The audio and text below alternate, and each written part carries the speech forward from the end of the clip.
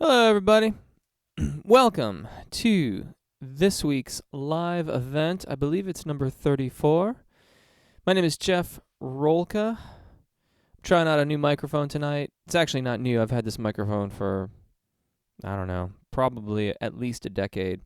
And I kind of alternate between a variety of different stage mics. So if things don't sound good or they sound a bit funny, please do let me know and I can fix that up. But yeah, this is your live event, so please feel free to utilize the chat, excuse me, the chat. That's where you can ask questions, and I will do my best to get the answers out there just as quickly as I possibly can. Hello, Heidi. Hello, Jason. Hello, Striker. Hello, Capone. New MXL. Those are really cool. Good afternoon, JC's Radiant Ray. Good afternoon, Brittany T, wherever you may be. Hello. This is an Audix OM6. And, wow, Trinity Preacher, God bless you and your house in Jesus' name. Hello, Jeff Rolka. More or so, what is the best tea for voice soothing? Love it. The chat is open, and I am going to dive right in. Sometimes the questions come in really quickly, so just be patient. I promise you I will do my best to get through. I normally get through just about everything. Everyone seems to be really, really good about cutting off their questions when it starts to get close to 7 o'clock London time here. And that's when I do stop doing the live event this evening. But every Saturday, 6 p.m., we're here doing the talk, asking some questions, getting some answers. Feel free to talk amongst yourselves in the chat. And hello, Henri. And Aldo. Hey, Maestro. And Jason Smith's got some questions. And Lee and G, hello to you. And Jimenez. So I'm going to get going here. Thank you if you've chosen to subscribe. If you haven't yet, I hope that you'll do so now. The chat is obviously open, so please be not shy. Apparently you can't get the chat questions after the fact, but next to the thumbs up, thumb down thing, there's a little radio button that says more, and you can actually get the transcript of the entire live event. So I had a question come in. It was in the comments for last week about, can you get the questions? I'm going to do my best to read the questions deliberately so that they will be in the transcript if you need to go back and search out some kind of answer or something that you're looking for. So, Michael Ball. Question. Someone had a question about Michael Ball from last week. Went and had a listen. Awesome singer. My suspicion is he's making a transition through the secondo passaggio. I don't know if the question was about his Fosh or if it was just about whether he was singing those G naturals, belting, or in a transition.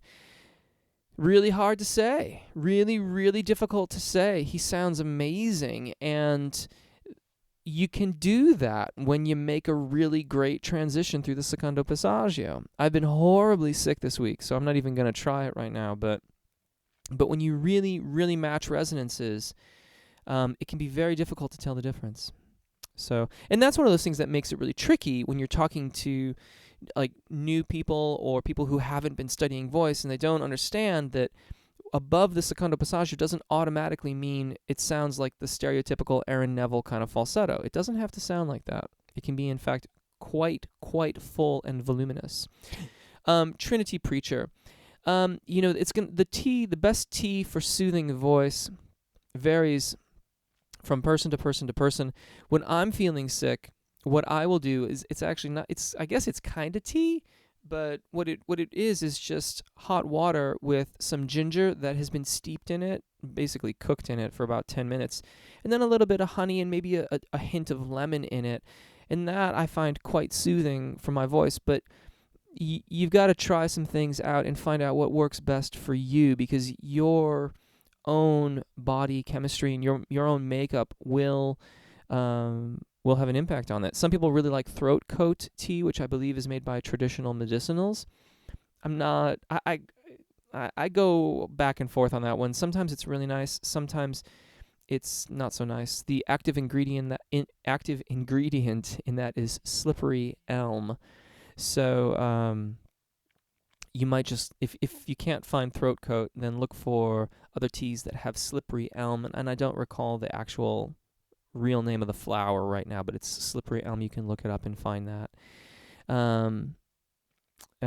So yeah, throat coat. I mentioned before too. I like echinacea tea with a little bit of honey. That treats me quite well. But that's about it. At the end of the day, if you want to soothe your throat, tepid, room temperature water. Tepid room temperature water. So hello again, Aldo. Hello again, Henri. Jason Smith. Okay, so I am 16 and I'm in high school choir and I'm having trouble matching pitch. Any suggestions?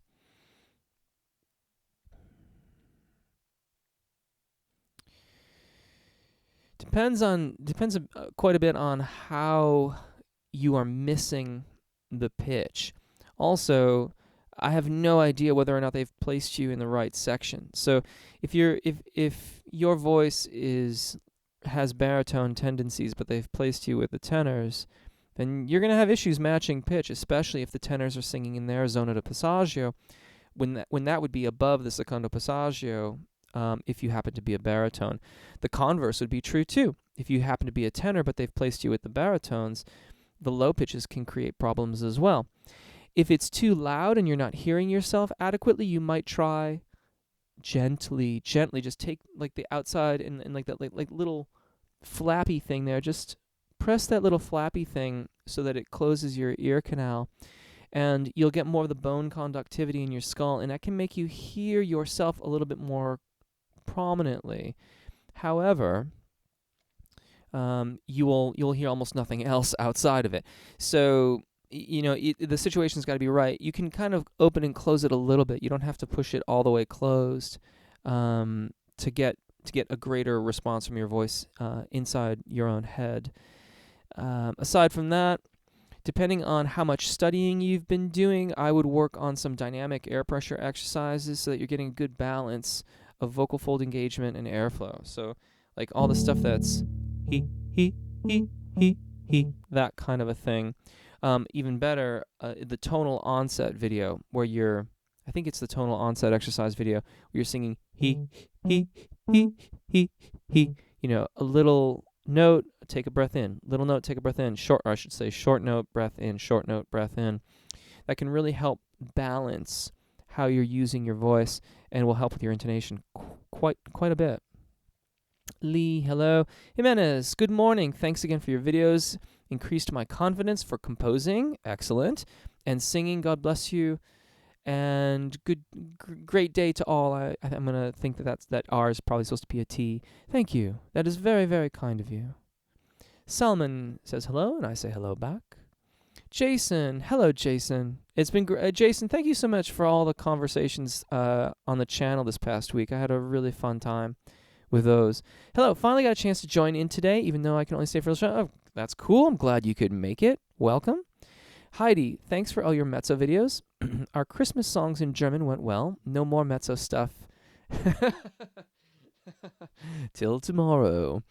Very cool. Very cool. You're very welcome, Heidi. I'm going to keep the mezzo range Fosh represented in all of the videos that have been that are going to be forthcoming. Yeah, FYI, thanks everybody. I realize I missed delivering any videos this week, and then last week I had one, and the week before that I didn't have any. I've been really trying to finish the guidebook to YouTube, and it's just, how they say, like, it's like the last 10% is always the hardest. That is certainly seeming to be true in this instance. Because it's so interactive, the double checking of all of the internal links versus the external links versus the organization of the way that the videos are represented, and not to mention like the visual format of it, is just taking so much time that I just couldn't get in to shoot this week. So I will get some new. I will get a new warm-up in 5 Foshes out for next week, so that we got some new fun stuff out there to work around with the holidays and get your caroling voices all sharpened up. Salman Khan says hello. Hello back. Welcome. Jason. Oh, I already read that. Hold on a second. Um, Trinity Preacher. First time I am unable to see or hear anything. Can you guys hear me? Can anyone? Let me just double check the. It looks like everything should be working properly. Let me know if that's a problem.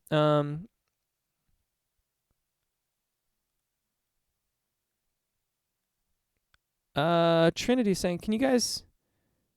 Hopefully, I assume you can hear me. Let me know if you can't hear me. Everything looks like it should be working properly. Um, I am sorry about that, Trinity, if you cannot hear me. Jacob Vasquez, hello, Jeff. How can I reach high notes? Well, Jacob, it really depends on what your current state of technical facility is. I can tell you what you don't want to do, which is try to reach for them. The word is reaching. When we reach for high notes, what we're actually doing is forcing the thyroarytenoid dominant singing voice to go higher and higher. And that is not at all ideal. There's how to sing high notes, parts 1, 2, and 3 for tenor male vocalists, really. Tenor and baritones can do that. Also, I think how to sing in head voice, if you do a search on the channel for that, that takes you through the process of learning to make a smooth transition through the secondo passaggio, and that's how we sing high notes. And that's what my recommendation to you would be. Normally, I would give you a demonstration for that, but I've been really, really hacking my brains out this week, and I'm not in a condition to. I could probably demonstrate a little bit of it. I just don't want to sound bad. So, anyways, when you work on this initially it's going to be very open sounding. You, and then below the secondo passaggio, it'll be more like your normal voice. You. In the initial stages of learning to sing those high notes, that open, hollow quality it's like an insurance policy that lets us know that you're allowing the cricothyroid muscles to elongate the vocal fold. That will ultimately result in a consistent full range sound. But in the beginning stages, it will sound very dopey, and that's what those videos sound like. But how to sing high notes, parts 1, 2, and 3, and it might be how to sing over the break or how to sing in head voice. Be the videos to check out. Pardon me. I'm just gonna scroll down and make sure you can hear me. I hope. Hacked by Boreas.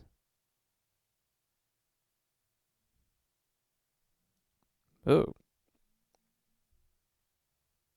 that can't be good. I wonder what that means. Oh wow, there's a lot of comments. Hacked by Boreas. I don't even know what Boreas is. Oh, that's not very nice.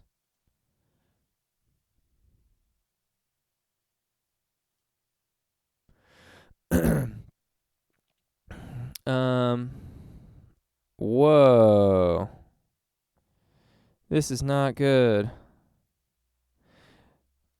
Sorry, folks. I'm just scrolling through here. And, okay, good. You can see and hear me. Sorry, I've got to clean up the chat here a little bit. There's a lot of stuff going on here.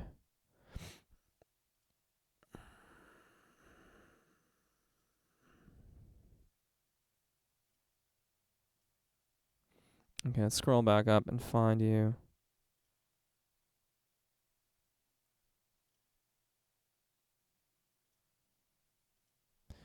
Okay.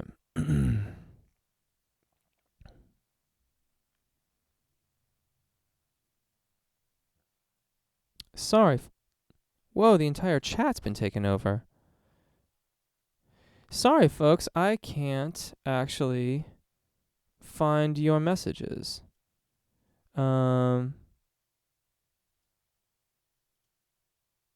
Try to fix this here.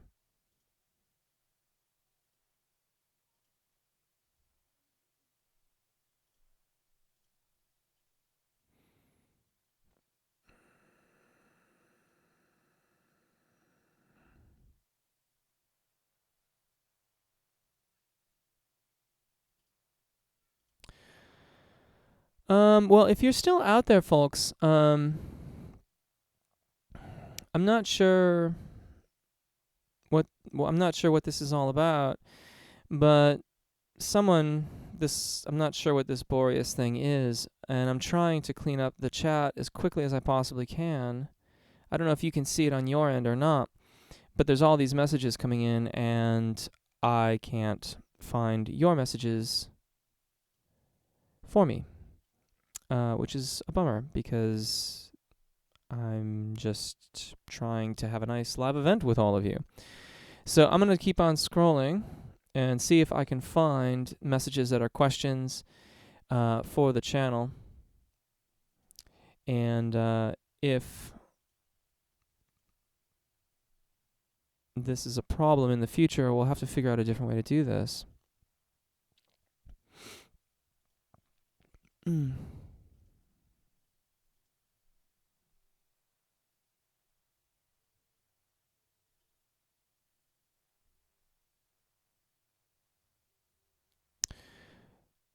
Okay.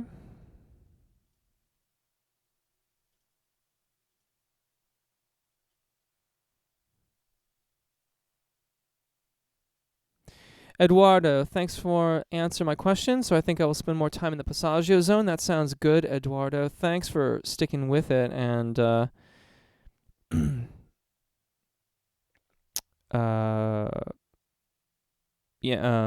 all this weird hacking stuff. I think, Greg's Life 7. It looks like something. Leave hacker now 11. Thank you, Capone. Yeah, Greg's Life, we've got a little problem here with someone just not being terribly nice. I think what we might do here, folks, is hey, Striker, I see you. It stopped once we started chatting again. He's making theories. You need to get a volunteer to manage your chat and questions, Striker. Okay. Yeah, I banned a bunch of stuff, so hopefully that will help, folks. I am sorry about that. This has never happened before. So but anyways, let's see. Let's get back to it here. Amir342, Boreas is a YouTuber. He's making theories. Striker, yeah, I probably do need somebody to just deal with the chat. That would be cool. And Yethiel, please forgive me if I'm mispronouncing your name. Wanted to ask, what exercise warm-up will make my voice better if I practice daily? In the big scheme of things, almost anything on a daily basis is going to help. So the thing is regularity. If you're making a smooth transition through the secondo passaggio, then the diaphragmatic warm-up, the daily warm-up, any of those full-range warm-ups are meant to be really comprehensive warm-ups to get you through all your different vowels and things like that. The endurance warm-ups have a lot of steady tones, and you can use those also for practice, but also to gauge how well you are maintaining tone quality. So when you're staying on a single pitch and changing vowels, it should stay very, very similar. And if it's changing a lot, then you can look to those vowel combinations to keep on working on getting the resonances similar, so that you just get better and better and better. But really, almost anything is gonna make it better and better and better. Part of it requires critical thinking on your part, so that you are listening carefully to your voice, noticing what's not working out, and then going to the specific videos that are going to help you with those particular vowel combinations or that particular skill. Joseph Nelson, what would be an ideal A4 in chest voice? Well, you would want to have that sung by a lyric tenor for one, because my recommendation is that you don't exceed your secondo passaggio by more than a major second. A lyric tenor's secondo passaggio is typically G4, so that would be one of the requirements. what would be ideal about it? It would serve the song that you were singing. It would be in tune if that's required, which typically it is. And it would serve the song. It would serve the role that it was meant to be serving, in my opinion. Henri Laval, practice makes perfection, Lopez, and I concur. Aldo, yeah, that's what I'm saying too. That was crazy. This is the 34th live event we've done, and that's the first time that I've ever seen that happen. It was really weird. And I do apologize for that. Obviously, I didn't plan on that. But yeah, uncool. Indeed, Aldo, stay cool. And Striker, I will mention that to YouTube, so that hopefully it won't happen again. I'm sure obviously a troll or a spammer is going to create usernames a dime a dozen. I banned a bunch of those. And I really hope I didn't inadvertently. I only did the ones that said like Boreas. So I don't think I got anybody. But if I inadvertently banned you, please just send me an email through Voice Lessons SF, and I will reinstate you, no problem. Just let me know what the user ID is, and I can go and fix that. And I do apologize, though, if that keeps you from writing a question tonight. Amir342, Jeff Rolka, now he's making troll to all YouTubers. Yeah, seriously. Maestro, I'm studying album Bad by Michael Jackson. I keep practicing on solfege. Fantastic. That is quite the album to study. I believe that was mixed by Bruce Swedian. And if you go, I like to know. When I'm making a record, I like to know about, and for those of you who maybe are just jumping in, Aldo is in the process of getting ready to start his first, I think it's your first record. But anyways, if you're studying Bad, there's a YouTube channel, Pensado's Place, which has a lot of pro audio information. And he does interviews with Bruce Swedian, who was the engineer on those recordings. And I found it fascinating. I've watched it a couple times, listening to him speak and talk about the process of working on these albums. I feel like it's always good to try to come to an understanding with what the engineer is doing and what are the things that they're doing to make the album sound the way it does. So you might want to check that out too. Maureen, hello. Jacob, how can I reach high notes? Well, again, and I spoke about this briefly a few moments ago, really depends a lot on where you are in your skill set right now. If you're just looking for technical practices and getting started, then how to sing high notes, how to sing over the break, endurance in the mix range to a certain degree. Those are a couple of the videos that are on the channel right now that you can reference to get the process started. If you are already making a successful transition through the secondo passaggio, then any full range warm-up for your fash on the channel will go through the secondo passaggio. And the vowels and consonants and the exercises in the videos are sequenced in such a fashion to try to get you the greatest degree of success through that area of your voice. So that would be my recommendation for you to get started in that way. Striker, in 5 months, Jeff's warm-ups and practice took my voice from a drunker karaoke wannabe to a baritone with 2.75 octaves. Practice every day, if only 10 minutes. Absolutely right. Absolutely right. I have nothing to add to that. Aside from thank you for watching and thank you for sticking with it, man. We need more singers out there. It's fantastic. Absolutely fantastic.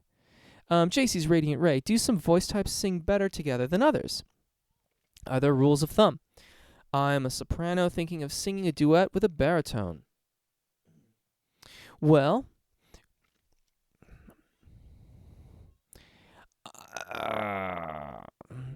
in that particular combination, soprano and baritone, you're not going to step on each other's toes at all. In fact, you'll almost at all times be an octave apart from one another, which can make singing tighter harmonies an issue. So if you wanted to have really, really close harmonies where, like, one is singing the tonic and the other is singing the third right above it, that could prove quite challenging. But I would think that, pardon me, I would think that that could work out quite well. You certainly won't step on each other's toes at all. Aside from sort of, I think it's more about the musicality of the musician than the vocal fache. If you have a musician who really is on their game, is studying their voice, and has good control of it, and has a reasonable sense of music, then you guys will figure it out. You'll figure out how to make it work. I'm just sort of quickly going through all the different scenarios that I've found myself in over the years, from vocalists who were singing, female vocalists singing higher than me, or male vocalists that were singing in the exact same range as I, or baritone vocalists that wanted to sing high, and so I had to somehow get below them. And each one required different attention to different details and different skills and ways of approaching the music. But we always made it work. Because they're all really, really wonderful musicians. If you're trying to sing with someone who doesn't have a certain skill set, it can be really, really challenging to make things work, usually because no matter what you do, they may try to follow you, or they may not be very consistent, even if they're singing the melody and you're doing a harmony part. And it can be very unmanageable in those scenarios. But typically two musicians who have commensurate skill sets will do quite well together, regardless of their faches, I think. Ethiel, thanks, very helpful. And yes, you pronounced my name quite well. It's mispronounced often, but I don't mind. Well, thank you very much. Thank you very much. Sirius Capone, thank you. Sawed off, you hacker. I could not agree more. How rude. Oh, we're just having a nice little chat here, as we do on Saturdays. And, all this nonsense. I'm glad that we're all back in the game there. And thank you all for sticking around and not being discouraged by that. In the future, if that happens, what I'm going to do is I'll just immediately start up a new live event on the live streaming side of YouTube that allows you to do it extemporaneously. You can just fire it up and go. But I am really quite glad that we didn't have to do that tonight. Greg's Life 7. Do you have any advice for getting my falsetto to sound sharper and not breathy on open vowels? I find that I get a really good sound on U and E, but on vowels like ah, it gets breathy. Pardon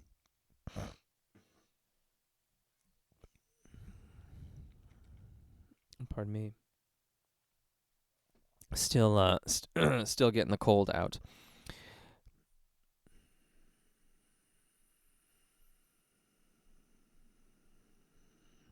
Typically, when I'm working with someone on that, I approach the falsetto version of the vowel from the cricothyroid dominant singing voice.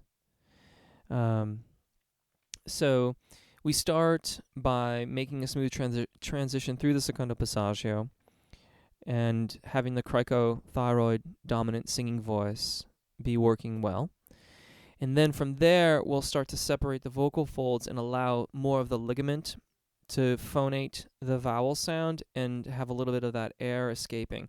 Now, if you really, really don't want any air at all, then falsetto might, well, it's not entirely true.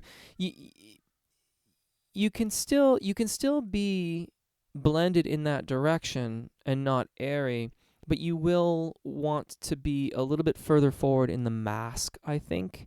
But But mostly I feel like it's a balancing act with getting those vowels to be in that light falsetto-y phonation, but not so separated on the vocal fold that there's air seepage as well as the ligament being the predominant phonation device. So my recommendation is start from cricothyroid dominant and then work your sound back from there towards the falsetto tone production.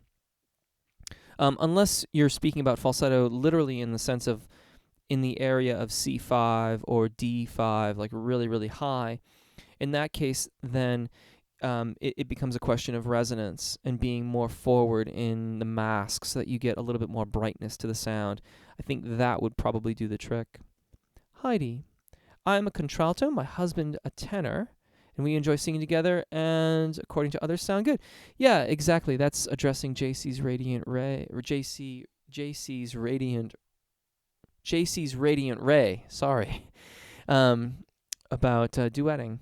Aldo, first mixtape. Yeah, I checked him. Also, Maestro Bruce is very yin-yang type of engineer. Also, he hates compression, which is unlike in the 21st century music industry. Yeah, I thought that was a bit judgmental. I believe in that he says like compressors are for kids or something, and I found that to be.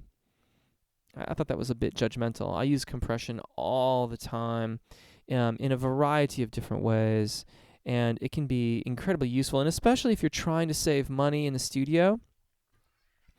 It can be a way to get, especially if you've got a vocalist who's not working the mic, so the volume is very divergent from word to word or phrase to phrase, loud to soft section, then a compressor can help you get much closer to the overall volume that you want from the lead line, or anything in the mix for that matter, before you start writing automation.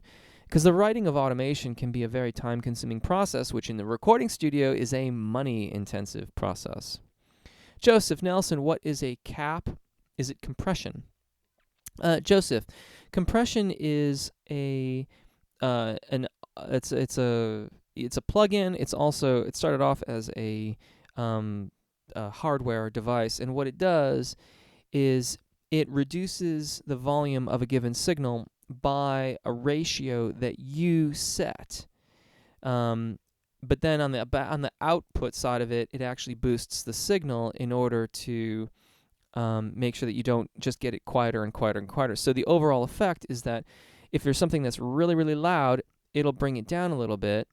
But because you offset the reduction by a little bit of boost and gain on the output side of it, it brings the overall bottom edge up. So what this does is it reduces the overall dynamic amplitude that you have in the signal, but it gives you an overall slightly louder signal. And for vocals and vocalists especially, it's an incredibly useful tool to make sure that our vocal lines are coming through and cutting through the mix and are of a sufficient volume to compete with all the other elements of the mix. Heidi Bankers is now acknowledging talking to JC's Radiant Ray. JC's Radiant Ray at Heidi, cool. And she's talking to Heidi. Salman Khan, how will I become singer from non-singer? Practice, patience, time. Start with the beginner videos on the channel and work your way through them, and then start dabbling in the warm-ups. The warm-ups are technical exercises as well as warm-ups, and all of them they all contain elements of vocal instruction. And if you want to understand more about why they do what they do, go over to the Tips and Tricks playlist, or Quick Tips, whatever it is. Those videos explain why the exercise videos do what they do and what they are trying to achieve. Aldo, I will challenge myself to produce a mixtape, volume 1, volume 2, with 20 songs. That's a lot. That's great.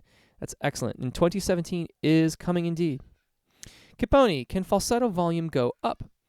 I have 1 on scale 1 to 10, like full voice. So the word falsetto has been used over the years in so many different capacities.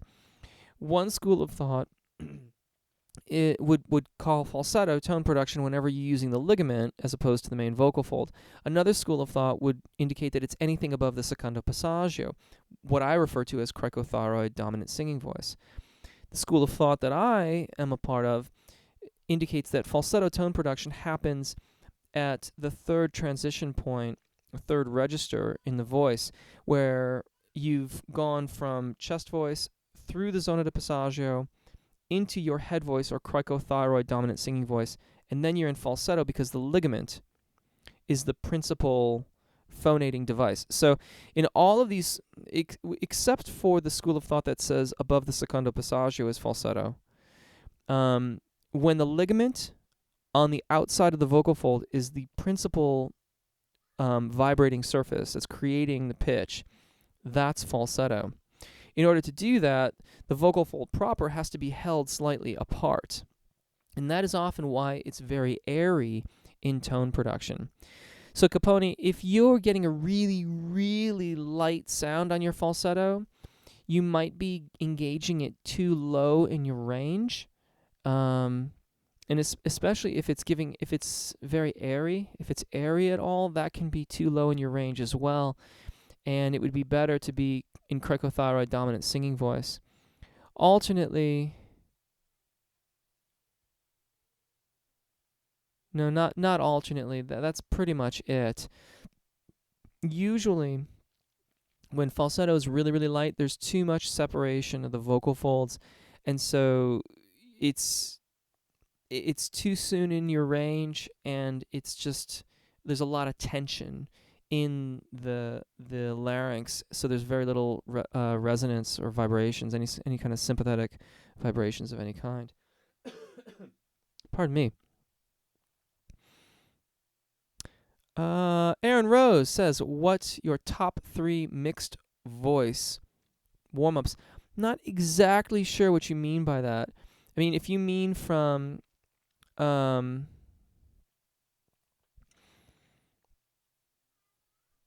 if you mean like the top 3 warm-ups for mixed voice, or if you mean the top 3 like mixed, or I've got like all sorts of different exercises or things like that, the answer would really be different. I warm up in a variety of different ways. It feels a bit silly to use my own videos, so I don't typically use my own videos. I use the exercises from my videos, even if I use them in the sequence that they're in the video. It'd be kind of like making. I guess it's cool if you make your record. I don't know, whatever. It's neither here nor there. I use the sequences from my videos, but I'll often play them myself, so I'm not singing along with myself on YouTube. I also use archives of voice lessons that I've had for years and years and years, and oftentimes I will just kind of freestyle it on the piano myself, depending on what I'm doing. And if I'm working on a specific song, then I will create warm-ups to address the specific technical issues in that song. If you mean on the YouTube channel, I'm really excited about I keep on mentioning it. I know I keep on mentioning the diaphragmatic warm-up, but I'm really psyched about that, and I think it's a really good video, and I think it's a really good warm-up. The daily warm-up is really, really good too, and but I'm I wouldn't release it if I weren't pleased with it. Though those are probably 2 of the more generalized, wide-reaching warm-ups that are on the channel right now. Carlos Estrada says hello, and I say hello back. Heidi Banker is talking to JC's Radiant Ray. Aldo, Maestro, I'm wondering what is your thought about X Factor, The Voice, etc. I wonder if MJ or Freddie Mercury or Prince went to those talent shows.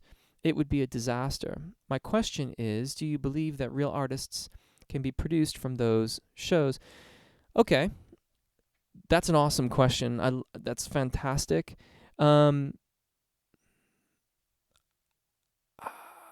Okay, so you got to know that those shows are reality television. I've had, when I was teaching in San Francisco, I had many, many clients who would come and study with me before going off to American Idol, and I had one client who was really strategic about it. He was doing really well, and he sounded really great. And rather than go to the one in LA, he flew up to Seattle to do the auditions there. And he was singing like kind of R&B sort of music. So he goes up to Seattle. I don't hear anything. He comes back a week later. He got through 3 rounds of auditions. So one audition passed, second audition passed, third audition passed. If he passed the 4th audition, then he would then be passed on to the next round in LA, which happened like a month later. And he sang, and the judges looked at him and said, you sound great. You sound absolutely great, and we would absolutely send you down to LA, but we're looking for country next year. And that was it. He was out. I'm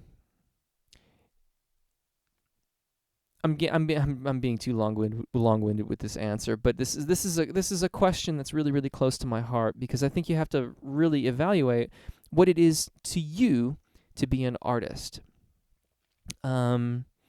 So I've done records in a variety of different ways, and I've produced records in a variety of different ways. But probably the one that the most recent one that I've worked on that reflects my ideas about how I want to make my own music is the Atlantean. And it doesn't sound like a pop record. It's not a pop record. It's meant to be of the popular genre. But that's what it is to me to be an artist. And I have my things, but I had to go and make Somewhere in the Fade, which is done much more like a kind of Nashville, LA. We bring in a bunch of songwriters, we crunch all this stuff out, we produce it, blah, blah, blah, mixed in LA, all that kind of stuff. Like, and that sounds more like it. But I had to sing things I wasn't happy about, and I didn't have to, but I chose to. And that wasn't me as an artist. You have to figure out what it is for you to be an artist. Is it, to me, does going on the X Factor or The Voice, is that what signifies artistry? Not necessarily.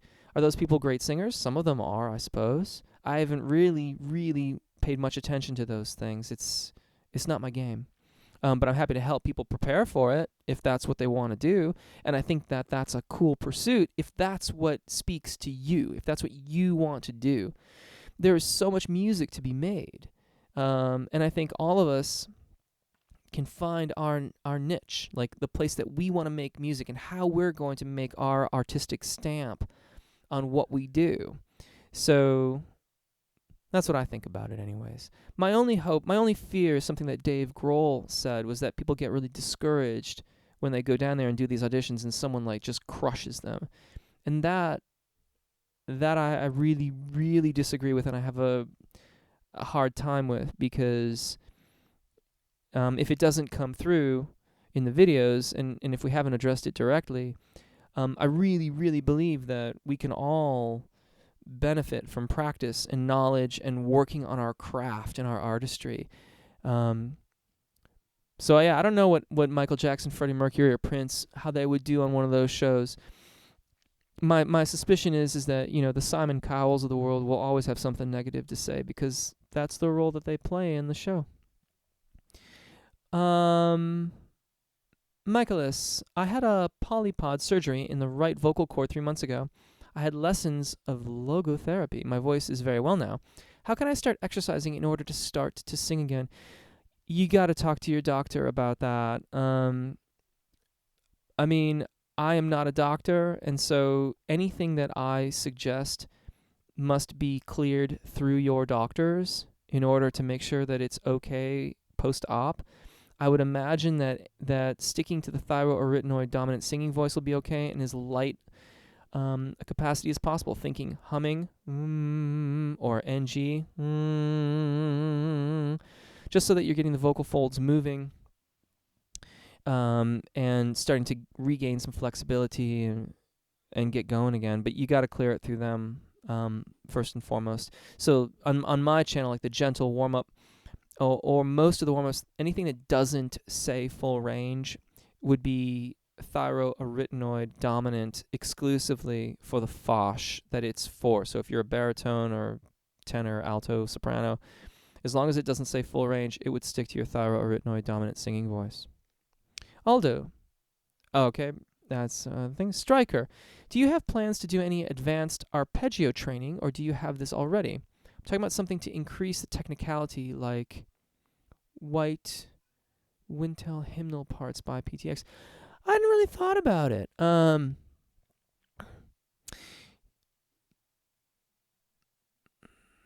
I will give that some thought. That's a really neat idea. Yeah, let me think about that. I mean, I've done some arpeggio training in the past in bunches and bunches of different exercises, but I just haven't given it all that much thought. I just recently resurrected that. I don't know if you asked for that or not, but someone requested that I include that in some new videos, which I did. JC's Radiant Ray. Oh, White Winter hymnal. Yeah, I'm gonna make a note of that.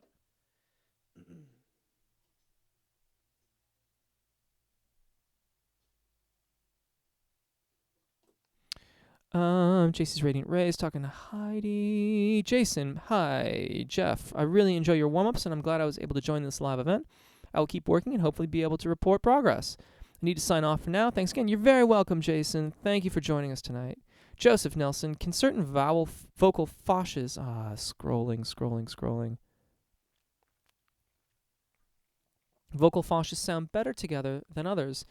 Examples, lyric SATB with dramatic SATB. Actually, it's really interesting that this is coming up. I suppose perhaps it's the holiday season and everyone's gearing up for their caroling. I think it's more about the musicianship of the individual participants than it is necessarily about the vocal fauches that are there. In my experience, if you're working with good musicians, you'll always figure it out. That being said, I was about to say I really appreciate a high range female voice singing along. I always love singing along with a high range female if I'm singing melody and they're harmonizing with me.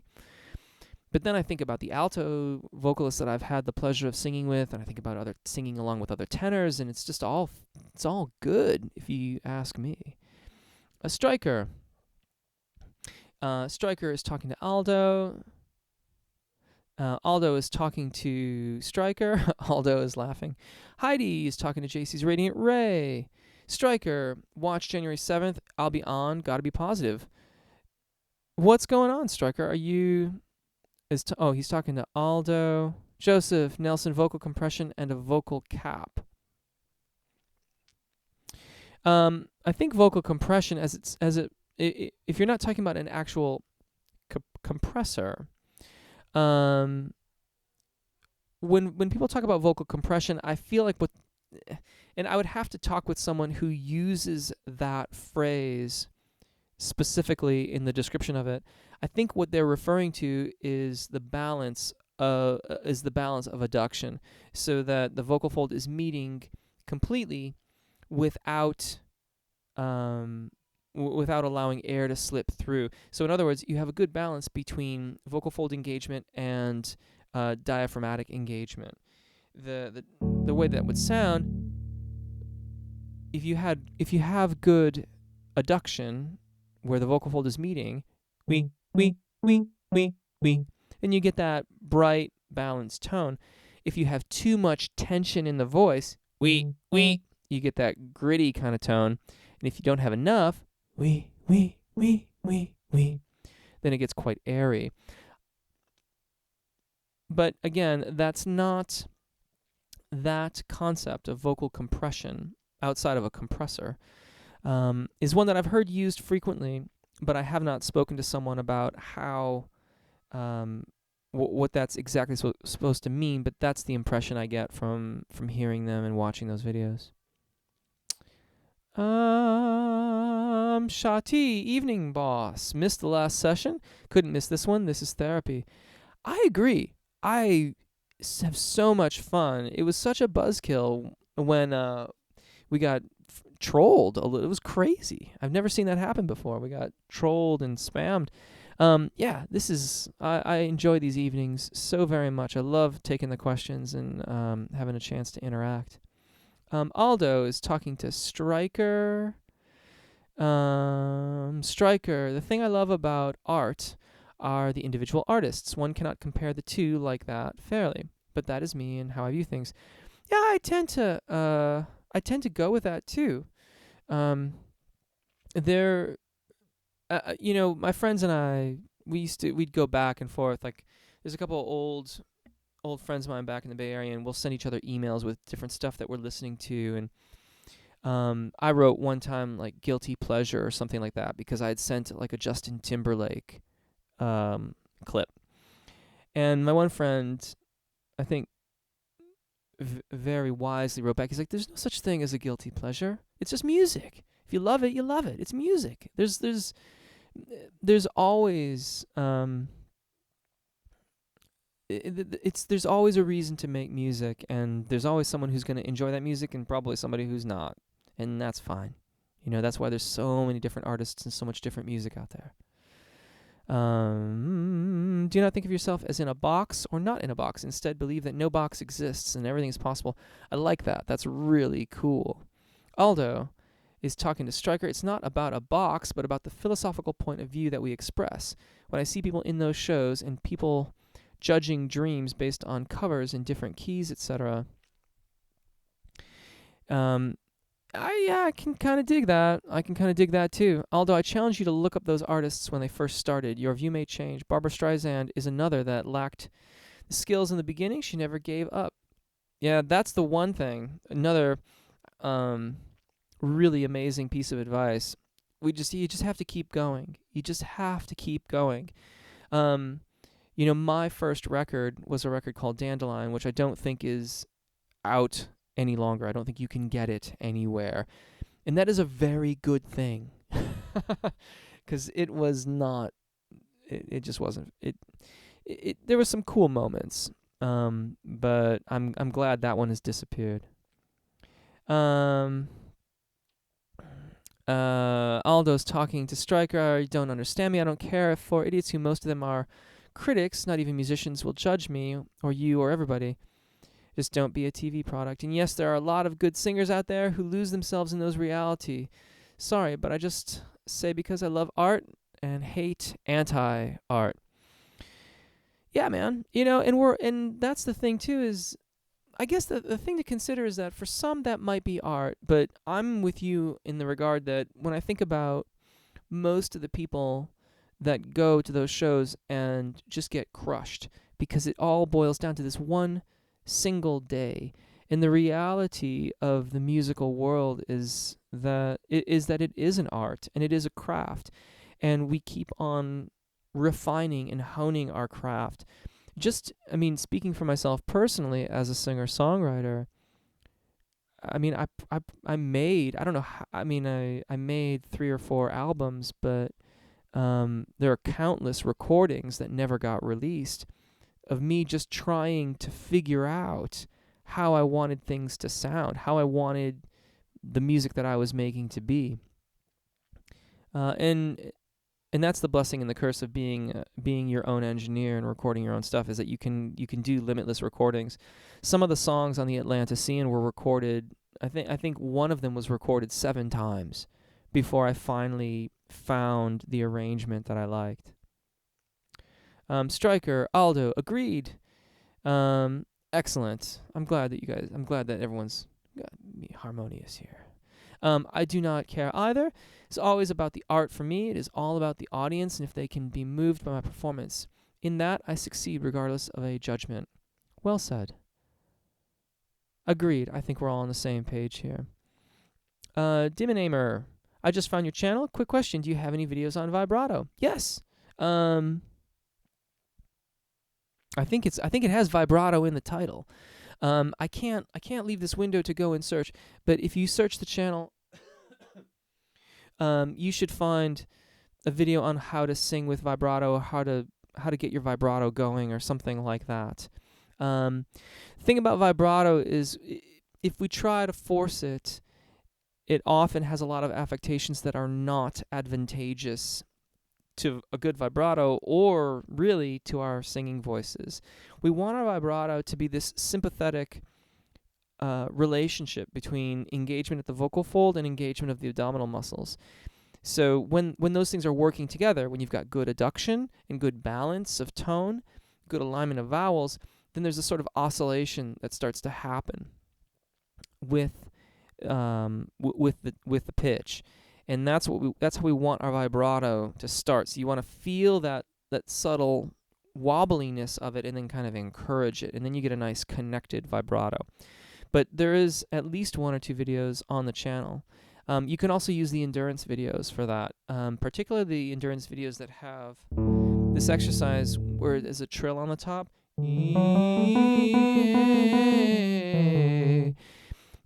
Yes, it's a trill, but in order to be successful with that exercise, you have to really keep the air consistently flowing through those trilling notes. And in so doing, you're really gathering the kind of engagement and airflow that you need to have a nice round vibrato. Greg's Life 7, do you have any advice for starting out the first note of a song on the right placement?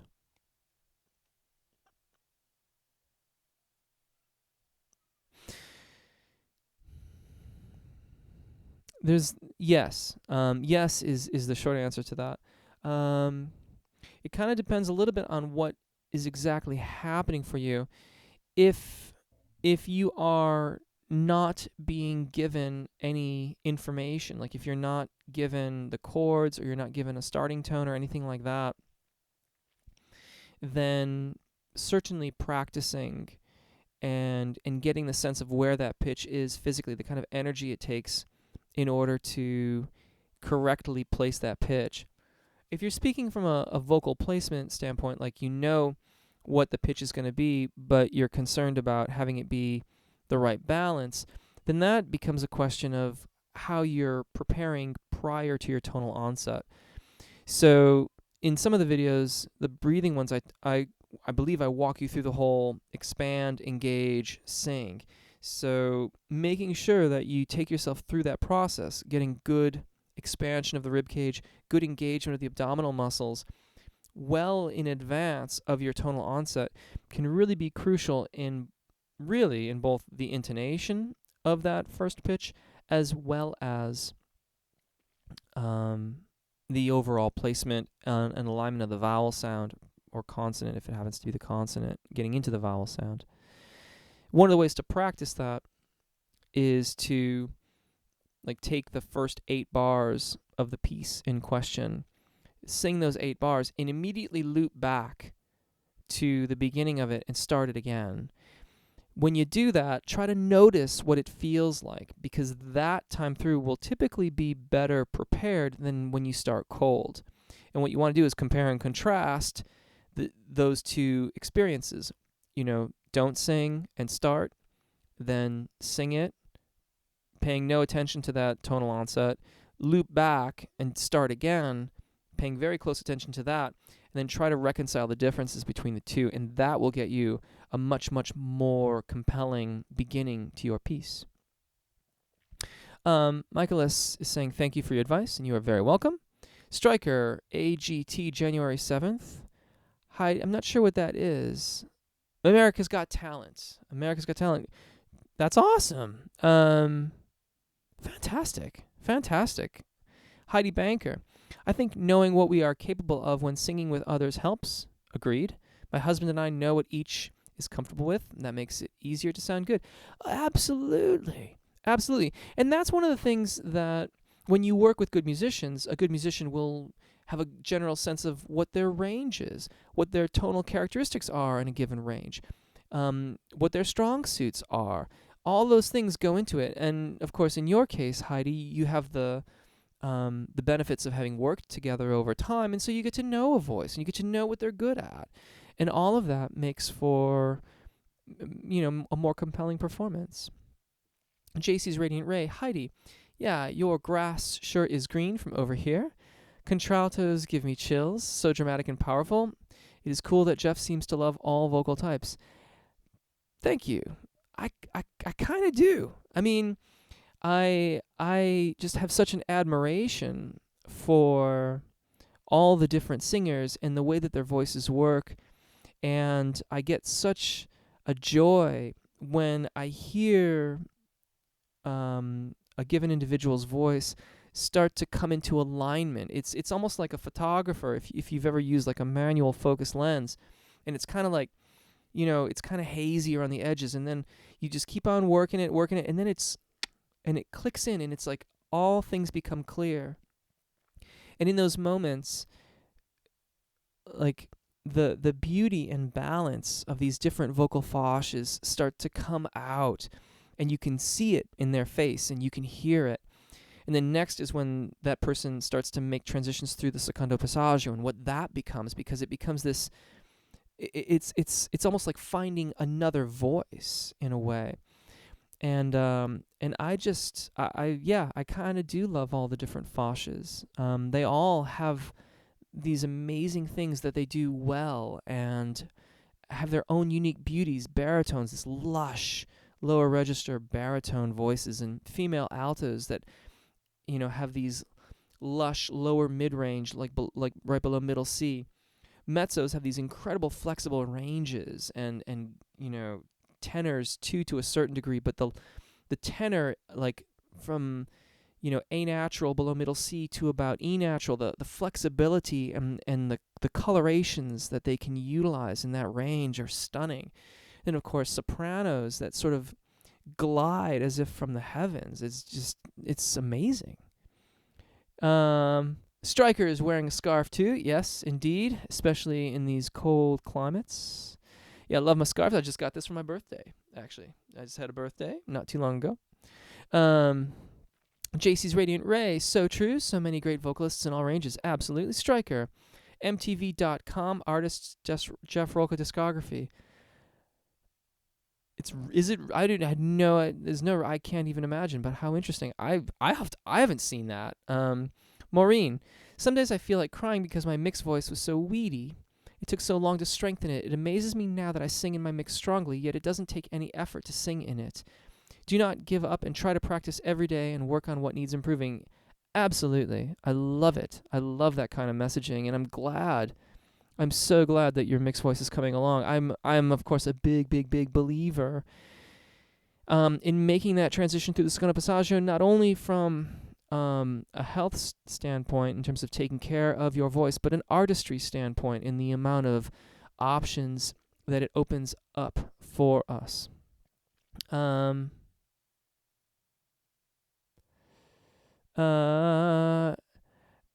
Dinamer, you're the first person to say my name right. Thanks for asking my question. You're very welcome. I'm glad. I hope I continue to get it right. Mrs. Webster, shoot, I am setting an alarm so I stop missing the beginning due to time zones. You know what, Mrs. Webster, we had like a whole like trolling spam thing. It was really weird. So we had a bit of a false start this morning or evening, wherever you are. But I'm glad you made it. Gerald Ryan, hello, Gerald Ryan. Welcome. Capone, too much force when coughing is bad for voice. It is better to do it gently, like humming. Just advice for us. Yeah, I know. I really tried this week. But this was a really nasty bug. Mrs. Webster, I've been going like a little bit late. I'm gonna take what's left on the screen up to Maureen Soltar there, and then we will call it an evening. I'm cast in a February show. Congratulations. That requires me to scream in fear. But I'm going to say, I bet that's concern. Oh, but my concert that requires a classical sounding soprano is in March.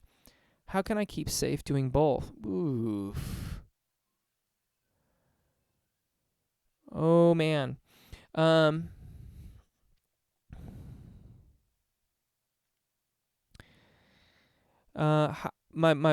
So one question is, how many shows do you have to do with the Scream in Fear? My advice is to make sure that you've got